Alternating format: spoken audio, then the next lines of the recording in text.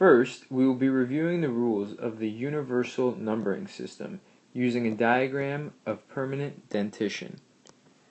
The universal numbering system is sequential from number 1 to number 32, beginning at the patient's upper right side,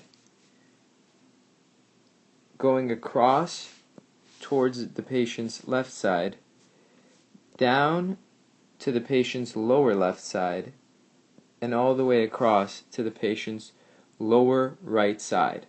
The upper arch contains tooth number 1 to tooth number 16, while the lower arch contains tooth number 17 to tooth number 32. For example, the upper left canine is the 11th tooth counting from tooth number 1, which is the upper right third molar. That's 1, 2, 3, 4, 5, 6, 7, 8, 9, 10, 11. Tooth number 11. Next, we will be reviewing the rules of the international tooth numbering system using the same model.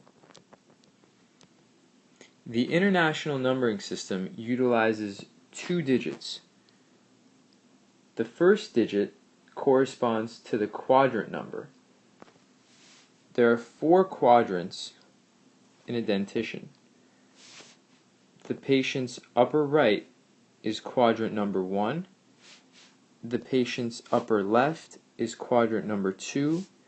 The patient's lower left is quadrant number 3. And the patient's lower right is quadrant number 4.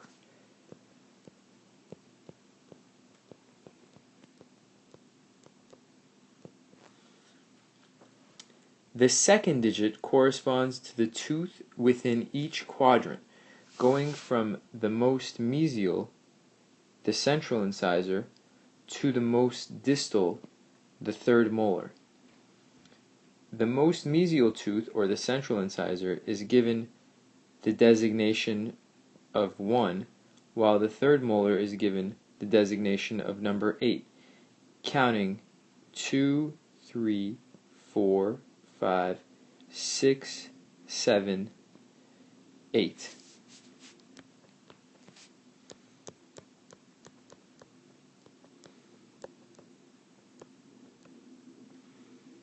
For example, the upper left canine again is in the second quadrant and is the third tooth mesially. Therefore, it would be given international number 2, 3.